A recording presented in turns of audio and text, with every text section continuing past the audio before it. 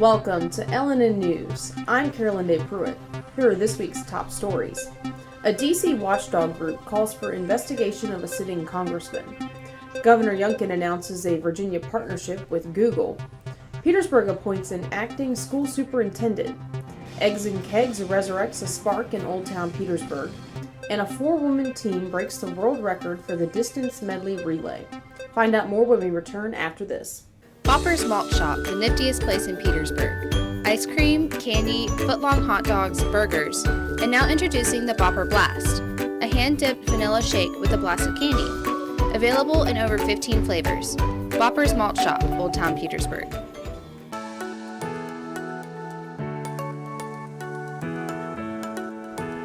Yes, you can still get haircuts, colors, highlights, waxing services, everything that's going to make you look great right here at the Apothic Company.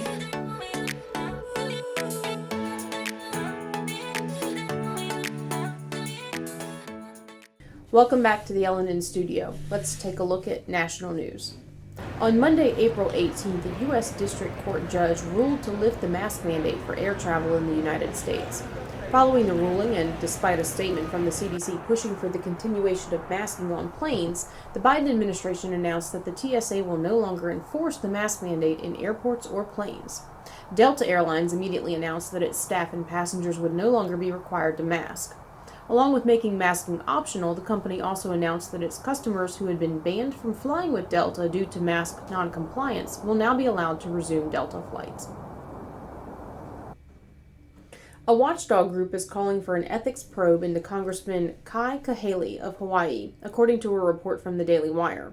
The Democratic congressman is reportedly still a pilot for Hawaiian Airlines, but has co-sponsored legislation directly related to the airline industry, specifically supported and even lobbied for by Hawaiian Airlines. According to the report, the Foundation for Accountability and Civic Trust wrote a letter to the Office of Congressional Ethics recommending investigation into what they see as a conflict of interest.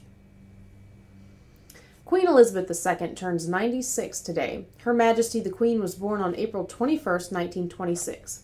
She has been queen since her father's death in 1952 and ascended the throne when she was just 25 years old. This year, her birthday celebrations will be held in conjunction with the events planned to honor and celebrate her Platinum Jubilee.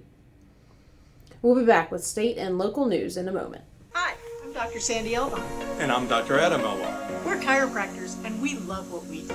We change lives on a regular basis. We go from pain relief all the way to wellness. We work with the cause of the problem, we help solve the problem, and put your life on a whole different path. If you're concerned about your health in any way, or you just want to be healthier all the way around, come see us, Chester Family Chiropractic Center. BSV keeps it 100% committed to you. You have questions, we have answers. Just give us a call. BSV. We're 100% for you, 100% of the time. Call or visit bsvnet.com today. Welcome back. Now let's turn to this week's state and local headlines. On Tuesday, April 19th, Governor Glenn Youngkin announced a new partnership with Google. The tech company has pledged $300 million of investment in Virginia that they project to have an $8.8 billion overall impact. Google also promised a $250,000 grant to Code Virginia to develop a network of computer science lab schools throughout the Commonwealth. The company will also partner with the Virginia Community College system to develop a set of professional certificates in the field of computer science that will help prepare students for the workforce. Governor Youngkin's gas tax holiday proposal is making its way through the Virginia House of Delegates. On Tuesday, April 19th, the House Finance Committee voted to move the proposal to the House Appropriations Committee and one step closer to a vote on the House floor. The tax holiday would be in effect in the months of May, June, and July, with the gas tax phased back in beginning in August. The Commonwealth's Transportation Fund currently has a surplus of over $1 billion. To aid Virginians struggling with the rising cost of fuel, Governor Youngkin has proposed that the tax be suspended this summer, a move that would use approximately $440 million of that surplus.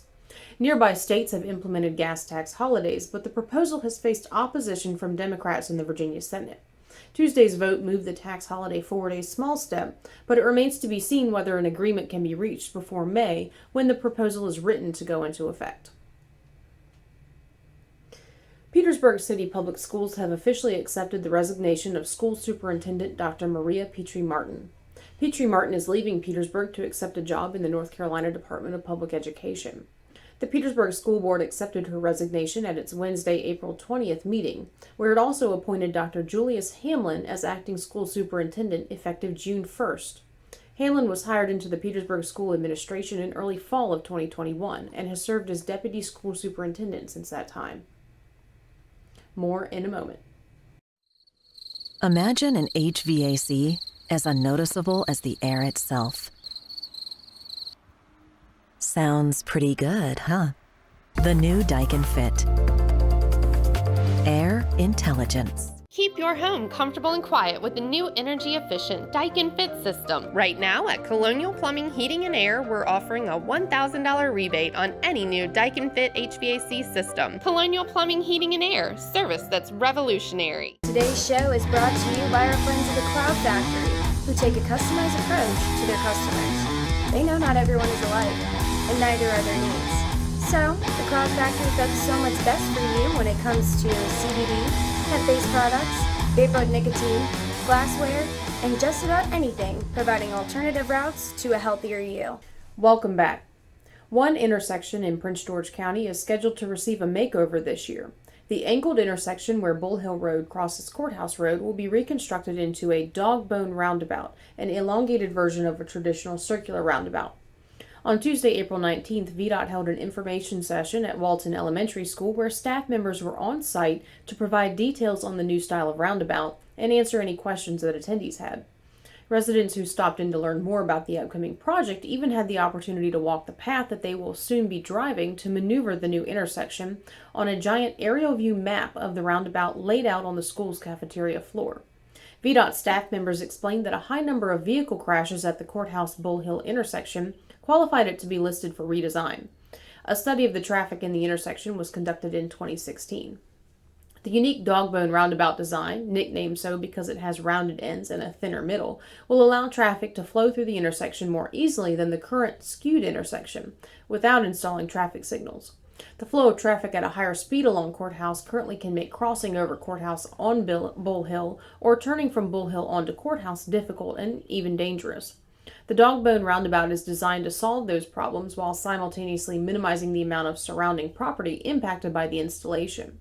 VDOT confirmed that the necessary easements have been secured where the project will touch nearby privately owned property. The City of Colonial Heights has filed certificates of take regarding 3 properties in an effort to complete the expansion of the intersection of Westover and Boulevard. Todd Flippen, the Director of Public Works, explained the city's position in the acquisition of property.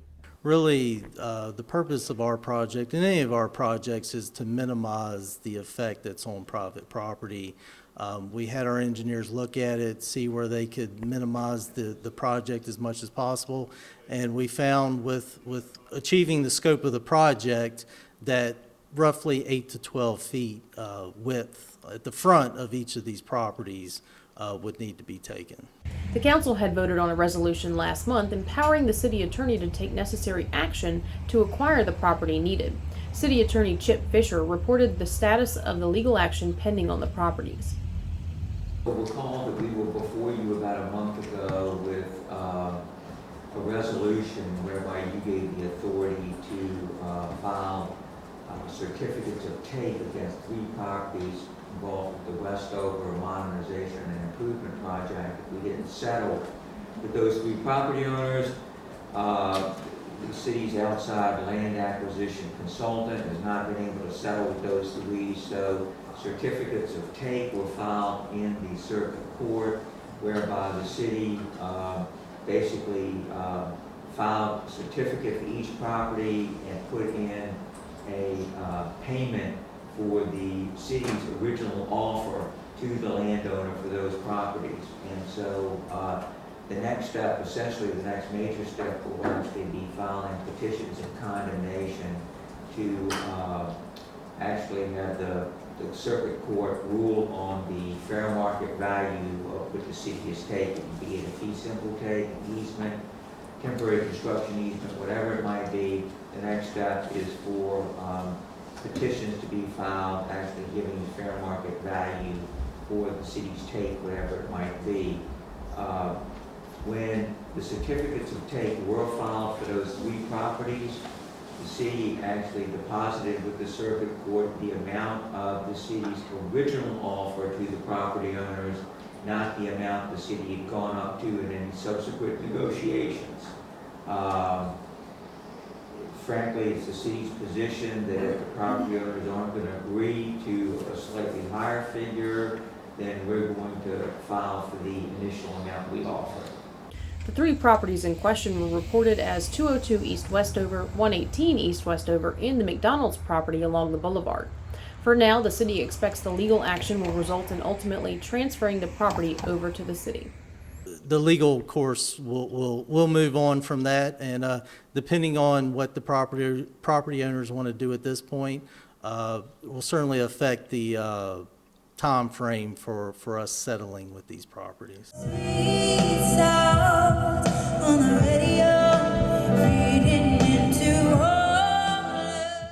Most individuals try to avoid the combination of eggs and beer. But for some Old Town business owners, that combination proved successful on Saturday, April 16th. Key organizers Denise Tipton and Mike Wilson, both Old Town business owners, led the way for the first annual Eggs and Kegs event at the newly remodeled Appomattox Ironworks in Old Town Petersburg. Organizers developed the mini festival to meet 2 objectives. First, the event collected goods to aid the Hope Center by making the entry fee for the event canned goods instead of cash. The second purpose was to reestablish traffic to Old Town.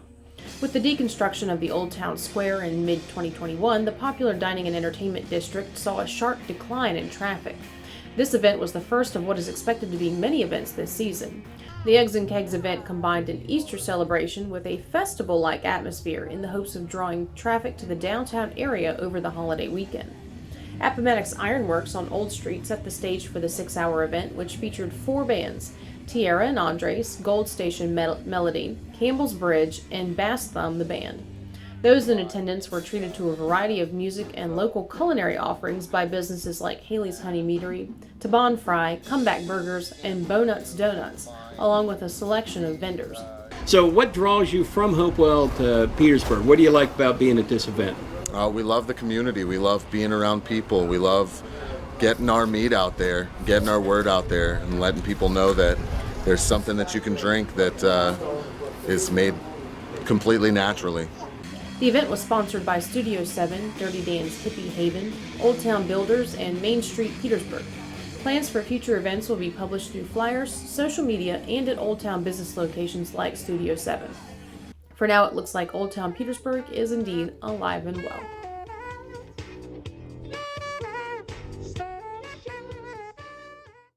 A local high school wrestler is making headlines throughout Virginia. We go to Chai Gallahan in Hopewell for the story. This is Chai with LNNnews04212022, and we are here at Hopewell High School talking to Arvela Avila Jimenez. She is the state championship for Virginia in female wrestling. So congratulations on your award, Avila. Thank you. How did it feel to win? It felt amazing. How tough was the final match? You're all nervous and try to focus as much as you can. Yes. All right, if you wanted to share something with everybody watching about wrestling and about your victory, what would you like to share with them? I mean, keep working hard, really. You never know you will achieve your goals. We're here with Coach Rich Hallis at Hopewell High School. And Coach, what's going on with wrestling? Yeah, we now have tournaments that are essentially like a pilot program for just women to compete in. And we're not quite at the point where we have fully sanctioned women's division and men's division. Sure. But we do have separate tournaments now, which is kind of like in the process. So, and in the first time that we were represented, one of our athletes took it all. Great. So, it sounds like there are more women, more females getting interested in wrestling. yes, and as you can imagine, when you have these opportunities for them to compete amongst other young ladies, you have more young ladies that are going to be willing to come out and compete. And as you find in the 34 states now that have sanctioned women's wrestling, sure, it's not only a growing sport, one of the few growing sports in the country, but it's the fastest growing sport is that specific division of women in wrestling. Very interesting. Yeah. Now, women's wrestling is something that we're currently pushing for. I belong to a committee that is advocating for women's wrestling to be adopted as a fully sanctioned division in Virginia. And in the meantime, we do have some tournaments, I think about 5 a year right now, that schools can take their athletes to, and I would recommend that for any young ladies, even if you're apprehensive about wrestling in a co-ed fashion, that if you're interested, you can still compete in those tournaments against other young ladies, and it's a great opportunity that we hope sprawls into 2 separate divisions. Great. Well, thanks for taking the time to talk to us, Coach. Appreciate it. No problem. Thank you. This has been Chai with LNNusa.com. We'll return with sports in a moment. A typical day for me is making sure that the residents have their meds on time and also making sure that they have a good day. My name is Felicia Woodley, and I'm a CNA med tech at Dunlop House. No matter what the situation is, we always put the residents here at Dunlop House first. My work is meaningful because they'll come to me and tell me, thanks for that smile that you have on your face. I connect with them because I look at them as one of my family members. Dunlop House, more than a house, is home.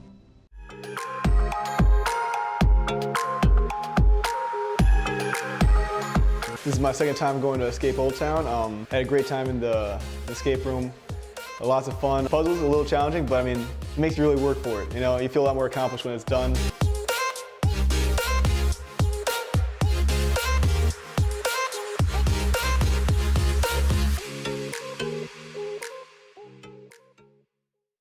And now for the latest in sports. LNN's Chai Gallahan has the Cavs update. Thanks, Carolyn Day. The Petersburg Cavaliers have faced down every challenge in the 2022 season, from ugly, hard-fought wins to dominating performances. The 2022 squad has delivered the best start in franchise history. Perfection. 10-0. The Saturday, April 16th game against the traveling North Carolina Coyotes appeared relatively under control for the Cavs. But a breakdown in their focus, combined with pinpoint shooting beyond the arc from the Coyotes, turned a third-period 29-point Cavs lead into a fourth-period single-digit war of attrition. As the fourth quarter ticked on, the Cavs watched their seemingly insurmountable lead vanish, with the Coyotes outscoring the Cavs 30-20 in the final period. But the Coyotes were struggling to battle a second opponent on the court as well: fatigue. The team was short on players that evening, suffering from a bench only 3 players deep. The Cavs' constant defensive pressure and return to playing team ball to finish the matchup proved too much for the Coyotes to overcome. The punishing inside play of Tavon Mealy again proved to be a key component to the Cavaliers' victory as he scored 29 points and 20 rebounds on the evening. 2 other Cavs players secured double-doubles Saturday night: Elijah Moore with 21 points and 13 rebounds, and Melvin Gregory, who dropped 24 points and 13 rebounds. The Coyotes' Donovan Griffin led all scorers with 32 points for the evening. The 119-105 victory secured Petersburg the opening round playoffs in the Berg, as well as first place in the brackets for the Mid-South Conference. 4 more regular season road games remain against teams hungry to avenge early season losses to the Cavs. The playoffs kick off June 4th. For now, the Cavaliers control their destiny on their quest to bring their first ECBL championship home to Petersburg. Back to you, Carolyn Day. Thanks, Chai.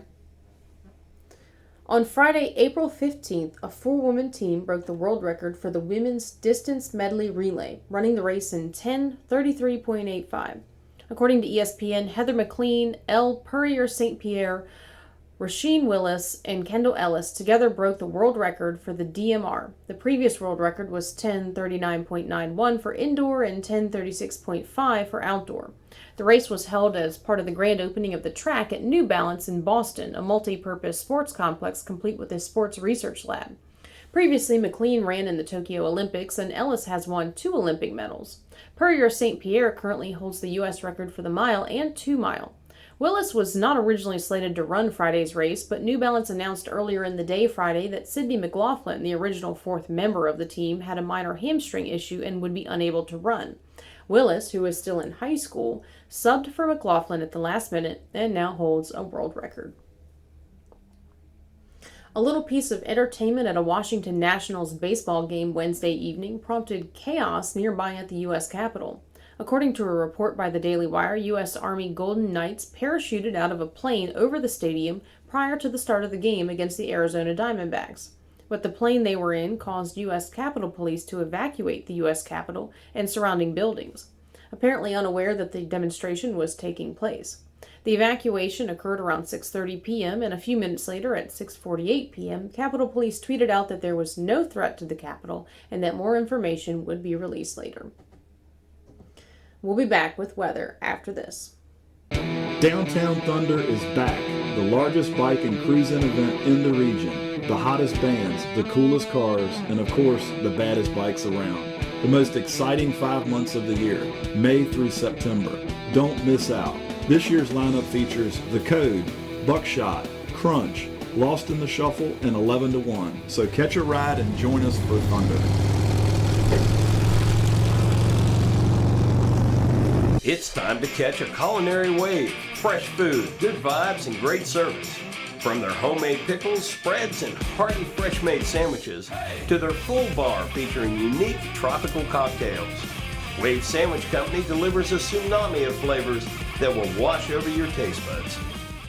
The weekend starts off and ends with sunny, partly sunny, and sunny again. Highs in the upper 70s and low 80s, and lows in the mid 50s to low 60s. No rain expected. It's great weather for outdoor gatherings and events, so explore the great outdoors, browse the city streets of Old Town or Hopewell, or take in the views of the great parks around the Tri-Cities. Just get outside. The rest of the week starts off with a high of 86 on Monday, a low of 62, and on Tuesday the rain chance is 50-50, cooling the rest of the week down with highs in the upper 60s. So get your outdoor fix in this weekend. Back to you, Carolyn Day. That's all for this week's newscast, but we will see you next Thursday for the latest local headlines. Don't forget to follow us on YouTube, Facebook, and Instagram. Thanks for watching LNN, News by the People, for the People.